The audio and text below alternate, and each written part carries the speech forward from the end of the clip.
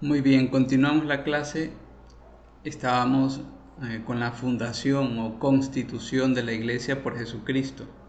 Habíamos dicho que él quiso fundar, tenía una intención que no solo es espiritual, sino visible y jerárquica a través de sus palabras y obras. Y entre las palabras habíamos dicho que teníamos la cita de Mateo 16-18. Esta es la primera y más fuerte. Y luego entre las obras, ¿verdad? Tenemos verdaderos hechos, actos fundacionales, tenemos que llamarles así. Se trata de un proceso fundacional de la iglesia, ¿sí? Entonces, lo suyo, lo de Cristo, fue ir forjando poco a poco mediante acciones y decisiones personales en pasos sucesivos. Ahora, ¿cuáles son estos hechos de Jesús, verdaderos actos fundacionales dentro de este proceso fundacional de la iglesia? Entonces ahí tenemos la elección de los discípulos, la vocación de los apóstoles, que es un grupo ya más cercano. Luego está el primado de Pedro. Luego hay unos acontecimientos pascuales que comienzan con la última cena en la institución de la Eucaristía, lo que habíamos hablado sobre esta alianza nueva que los profetas estaban anunciando con su pueblo para formar esta nueva eclesía, ¿no? Su pasión, su muerte, que son puntos culminantes, que están en el clímax, por decir así, de este proceso fundacional. Y está la resurrección. Hay que comer al cordero. Sin sangre y sin comer al cordero no hay alianza. Este es simplemente un detalle que para sellar esta alianza con el nuevo pueblo de Dios, tenemos que remitirnos a la alianza del Antiguo Testamento. Los acontecimientos pascuales, que son verdaderos actos fundacionales, nos tenemos que remitir a cuando se formó a Israel como pueblo de Dios, que fue en el Sinaí, precisamente con el pacto de la antigua alianza, con el derramamiento de la sangre y el sacrificio del cordero. Eso fue en el Sinaí, ¿no? Entonces, Éxodo 12:7. Después tomaron un poco de su sangre y marcarán con ella los dos postes y el dintel de la puerta de las casas donde lo coman. Y esa misma noche comerán la carne asada al fuego, con panes sin levadura y verduras amargas. No lo comerán cruda ni hervida, sino asada al fuego. Comerán también la cabeza, las patas, las entrañas, no dejarán nada. Lo comerán al amanecer. Deberán comerlo así, ceñidos con un cinturón, calzados con sandalias y con el bastón en la mano. Y lo comerán rápidamente. Es la Pascua del Señor. La Pascua, la liberación del pueblo de Israel, comienza en Egipto y ya se funda, por decir así, como nuevo pueblo en ese pacto a los pies del Sinaí. Es también un proceso esto, ¿eh? El antiguo pueblo de la alianza no tuvo tampoco, por decir así, fecha y hora, no, fue un proceso también en el que el pueblo, a partir de la liberación de Egipto, se va constituyendo en una eclesía, en una congregación, una convocación por el Señor. Entonces la Pascua aquí es fundamental, ¿no? Luego llegan al Sinaí y es rociada el pueblo con la sangre para sellar el pacto con Dios. La forma de sacrificar al cordero para comerlo era así. De hecho lo siguen haciendo. Y precisamente Jesús sabía que el cordero, que Él es el cordero de la nueva alianza, que quita el pecado del mundo, como señala San Juan, debía tener esta forma el día de su muerte, ¿no? Entonces, dentro del proceso fundacional tenemos, como habíamos dicho, la elección de los discípulos, la vocación de los 12 y el primado de Pedro. Jesús elige unos cuantos discípulos, que son bastantes, ¿no? Acuérdense que entre la cantidad de discípulos encontramos 72 mínimo. De hecho, habían muchos más. entre ellos discípulos clandestinos, por decir Nicodemo, por ejemplo, José de Arimatea, que aparecen al final. También un grupo de mujeres muy grande, de la que nos narran el Evangelio unas cuantas, como María Magdalena, Juana, mujer de Cusa, Susana, y dice, y otras muchas que le ayudaban con sus bienes. Tenemos la vocación de los 12, este colegio episcopal, este colegio de los elegidos, ¿no? A que le otorga poderes de salvación como bautizar, perdonar los pecados, celebrar la Eucaristía. Hay una clara referencia a las 12 tribus de Israel, o sea, el nuevo pueblo de Dios. Eran 12 las 12 tribus constituidas en el pueblo como pacto de la antigua alianza. Jesucristo elige 12 apóstoles para el nuevo pueblo de Dios, para comenzar un nuevo pueblo de Dios. Y el primado de Pedro, junto a la cita de Juan 21:15, luego de la resurrección, son fundamentales para entender la figura del primado de Pedro. O sea, en 21:15, si la leen con detenimiento, nos encontramos con ese pasaje precioso en el que el Señor, a pesar de la negación y todo lo que había pasado por 3 veces, como borrando esas 3 negaciones, con 3 actos de amor, le pide a Pedro apacentar su iglesia, sus corderos, sus ovejas. Entonces, la última cena, Cristo anticipa con el sacrificio de la cruz, anticipa ya la redención, ¿no? Y ya es parte constitutiva de la fundación de la iglesia. Con su pasión y muerte, Cristo consuma la redención. Con la resurrección, Cristo confirma que es Dios salvando a los hombres. Y a mí me parece muy hermoso que cuando la iglesia, ¿no?, se da cuenta que Cristo es el Hijo de Dios y que quien estaba en la cruz era Dios salvando a los hombres, solo por la resurrección lo podemos saber, ¿ya?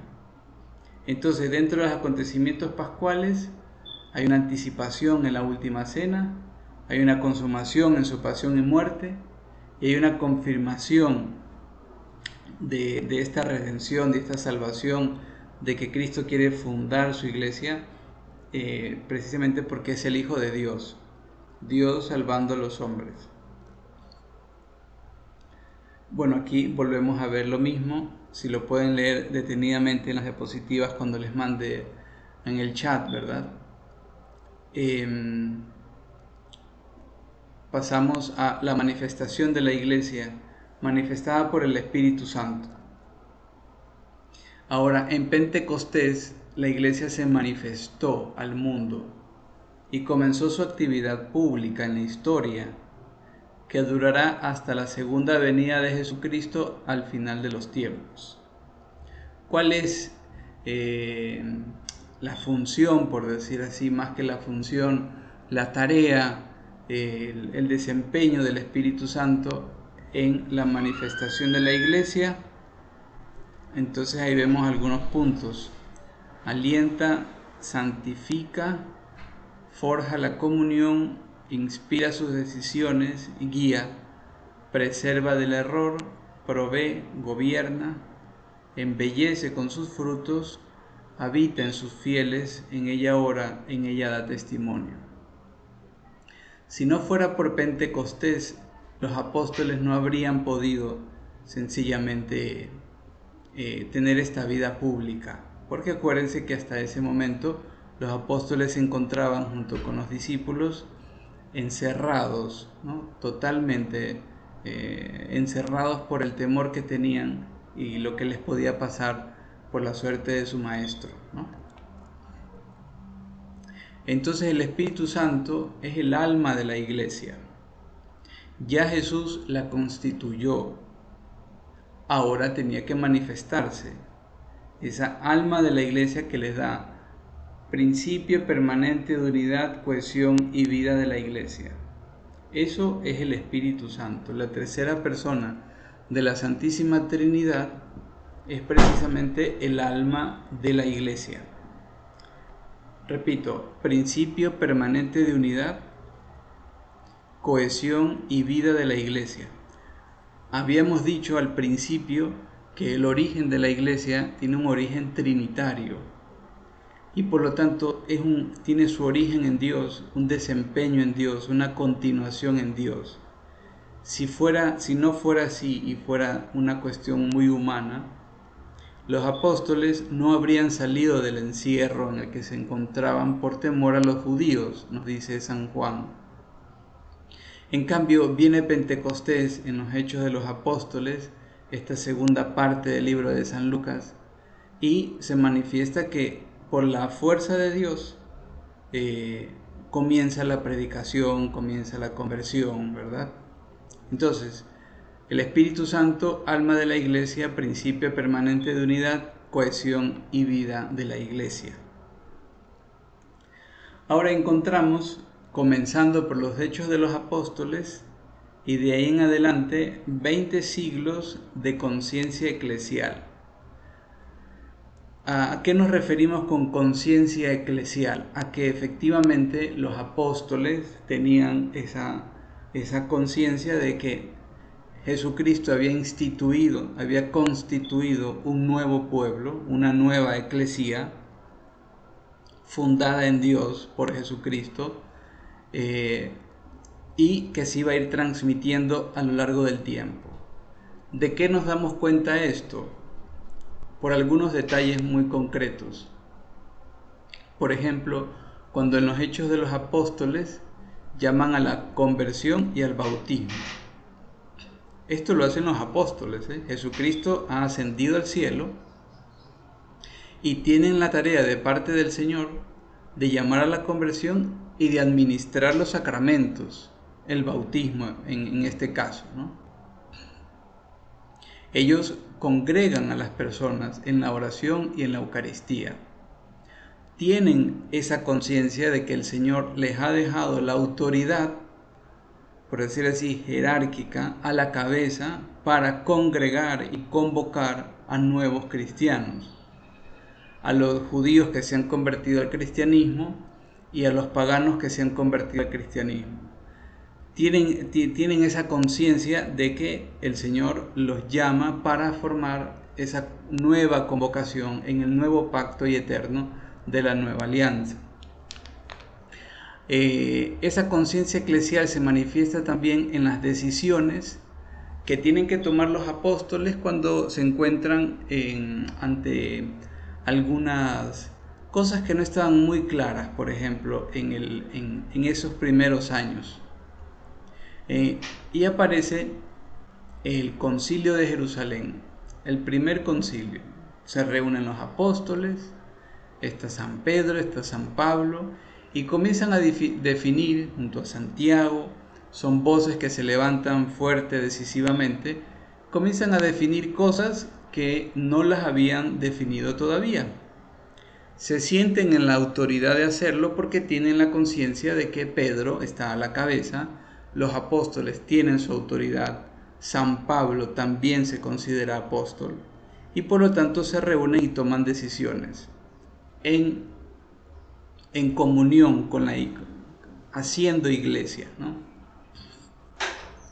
Luego también a las disposiciones de Pedro, las personas se sienten vinculadas a la autoridad de Pedro, acatan con autoridad lo que Pedro dice. Entonces lo que encontramos en los Hechos de los Apóstoles, si Pedro manifiesta algo, se define algo y la gente con adhesión voluntaria lo acepta.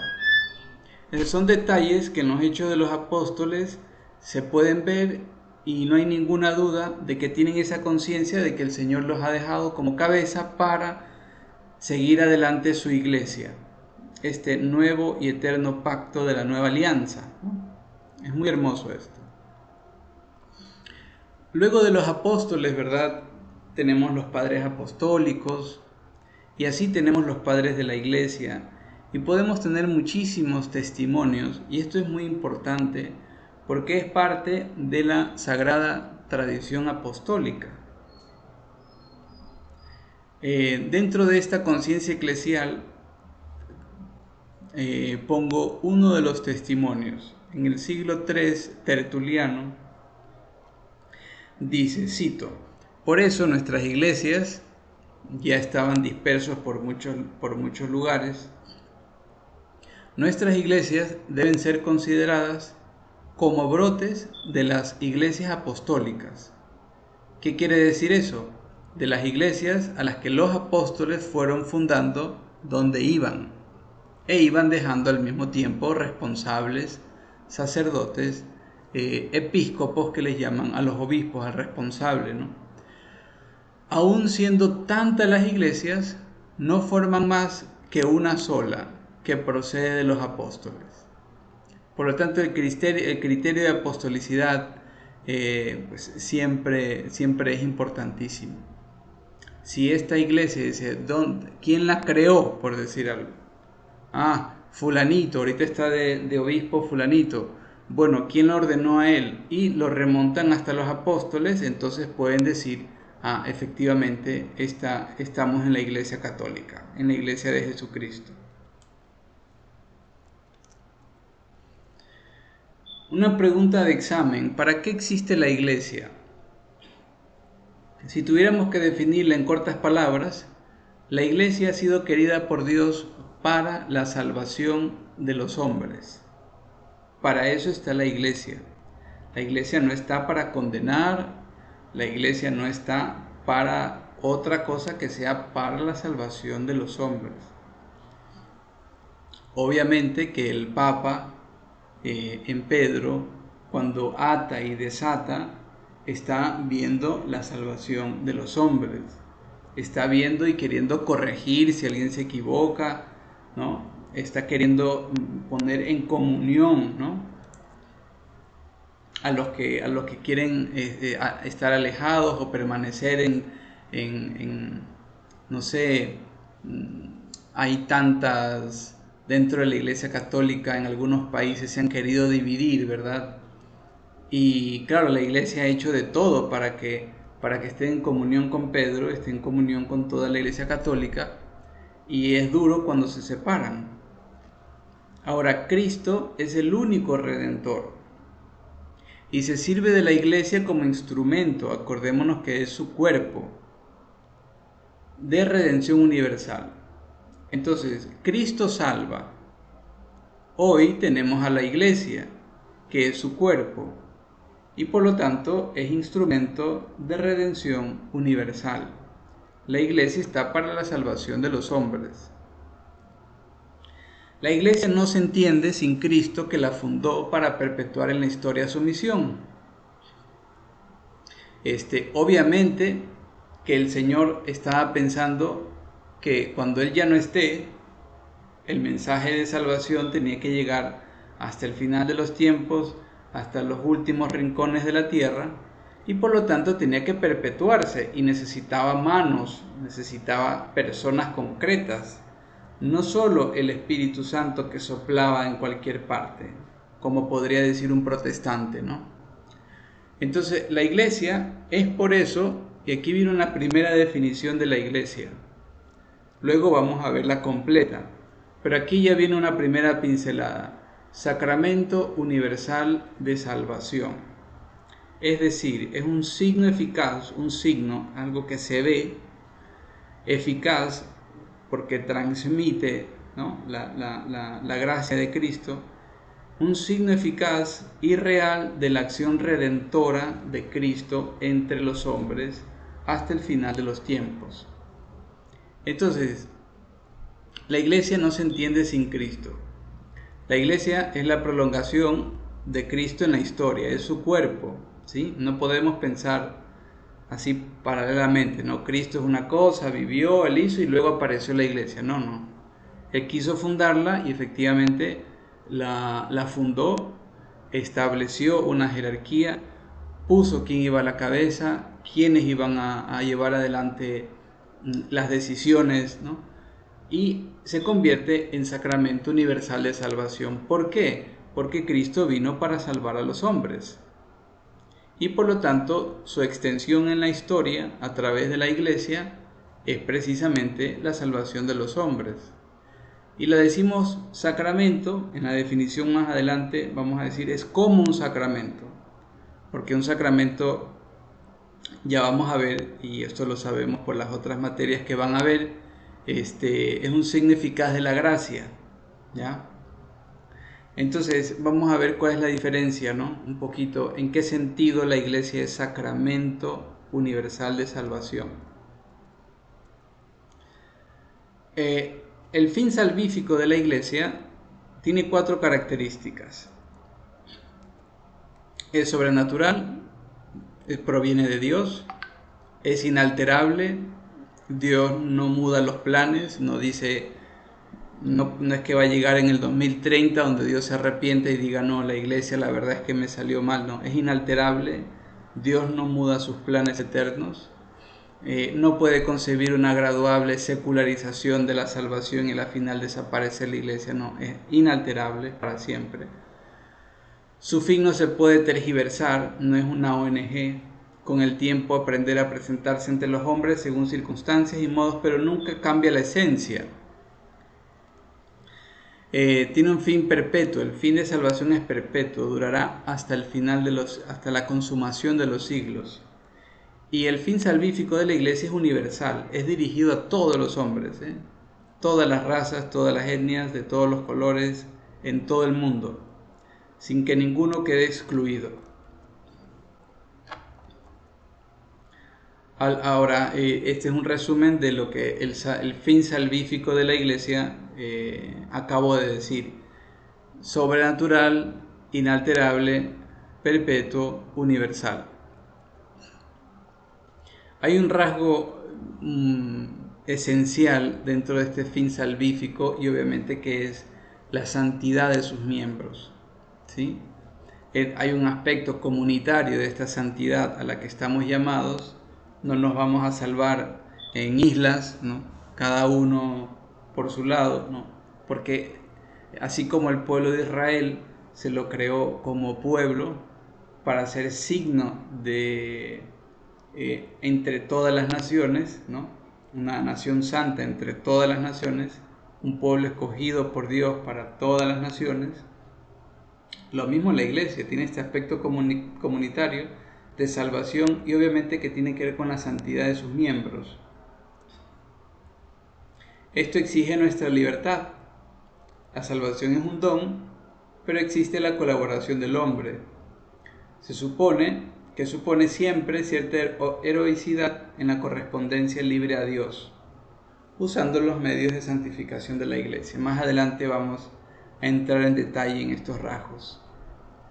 El reino de Dios es la Iglesia, pues si la Iglesia está para la salvación de las almas, y por lo tanto es Cristo presente en su Iglesia, podemos hablar tranquilamente que el reino de Dios se actúa en la Iglesia y a través de la Iglesia, porque es la soberanía de Dios en las almas, el Espíritu Santo que se mueve a través de las almas, y por lo tanto el reino de Dios ya está aquí, ¿no? Desde que llegó Cristo, Él claramente lo decía, sin dudar, el reino de Dios ya está aquí. Obviamente estaba hablando de Él mismo, ¿no? Entonces, el reino de Dios, buscar el reino de Dios, es la finalidad, la misión, la razón de ser última de la Iglesia. Este fin, el objetivo principal de la predicación de Cristo a lo largo de su vida pública. Juan el Bautista anunció la cercanía del reino de Dios. Entonces, cuando estamos hablando sobre el nuevo pacto, ¿verdad? La nueva y eterna alianza, la nueva eclesía que el Señor quiso fundar, la Iglesia. Esta Iglesia que tiene como fin la salvación de las almas, ¿sí? La Iglesia en la que está presente el Señor. ¿Cómo lo vemos esto en los Evangelios? A través de parábolas, comparaciones. Lo pedimos en el Padre Nuestro, por ejemplo. Anuncia su posesión al final de los tiempos. A Pedro le da las llaves del reino. En otras palabras, el reino del que está hablando el Señor es la presencia salvadora de Cristo entre los hombres. Cuando Cristo está hablando del reino de Dios, de la soberanía del Padre aquí en este mundo, tenemos que ver necesariamente a Cristo, porque en Cristo está vivo esa soberanía del Padre. O sea, el amor del Padre en Él se puede mover muy fácilmente. Jesús es movido por el amor del Padre, por el reino del Padre, la soberanía del Padre. El Espíritu Santo no tiene ninguna dificultad, por ejemplo, en el alma de Cristo, ¿sí? En la humanidad santísima del Señor. Entonces, esa presencia salvadora de Cristo entre los hombres es lo que nos referimos al reino. Cristo debe reinar hasta poner a todos los enemigos bajo sus pies. Entregue a Dios Padre el reino para que sea Dios en todas las cosas. Entonces, claro que la misión de la iglesia es la salvación de las almas, porque Cristo está presente. Esta eclesía, esta nueva convocatoria, este pacto de la nueva y eterna alianza, se prolonga en el tiempo y se lo puede tocar en el tiempo y el espacio a través de los siglos, y hoy también. El reino tiene que transformar las relaciones humanas y se realiza progresivamente a medida que los hombres aprenden a amarse, a perdonarse y a servirse mutuamente. Es decir, en la medida que los valores evangélicos penetren y vivifiquen el mundo. La Iglesia sabe que constituye en la tierra el germen y el principio de ese reino. Al igual que se sabe entera y eficazmente a su servicio. Por lo tanto, cuando hablamos de la Iglesia y cuando hablamos de Cristo y su salvación, la Iglesia ya es ese germen de salvación, es signo de salvación, es instrumento de salvación, porque Cristo actúa plena y enteramente a través de su Iglesia. De los modos que sabemos, a través de los sacramentos, y también de otros modos que no sabemos, a través de la Iglesia en otras partes, con otras personas. Pero si hay algo bueno que entra en el mundo, es a través de la Iglesia, porque es el instrumento de salvación universal, no solo para los cristianos, sino para todos. Bueno, entonces yo me quedo aquí. Con esto culminamos el primer capítulo y que vayamos viendo, ¿no?, que se nos quede al menos esa primera parte en la que Cristo tiene una voluntad, un deseo, quiso fundar la iglesia a través de sus palabras y obras. Hay citas bíblicas en las que funda la iglesia, habla expresamente de su iglesia. Hay unos acontecimientos pascuales, hay un proceso fundacional en que cada uno es importante, ninguno se da sin el otro, ¿no? Y luego, pues, ese fin salvífico del Señor con el que vino a la tierra a salvar a los hombres, esa redención, se prolonga en la historia, en el tiempo y el espacio, a través de su iglesia, que es su cuerpo. Y por lo tanto la iglesia se transforma en germen, como esa semilla que llega a su consumación al final de los tiempos, como ese signo aquí en la tierra que se puede ver en la Iglesia Católica, a la que todos están llamados para la salvación de su alma, y como instrumento de redención o de salvación universal, a través de la oración de la Iglesia, del sacrificio de la Iglesia, en la que tú y yo somos parte, ¿sí? Entonces no vemos a la Iglesia como algo externo a nosotros, sino algo que ya está como germen, signo, instrumento también dentro de nosotros. Nos sentimos parte fundamental en la medida que el reino de Dios vaya habitando en nuestra alma, en nuestro corazón. Así se efectúa la salvación, ¿sí? Entonces nos vemos en la siguiente clase para comenzar el capítulo 2 de Eclesiología. Que Dios les bendiga. Hasta luego.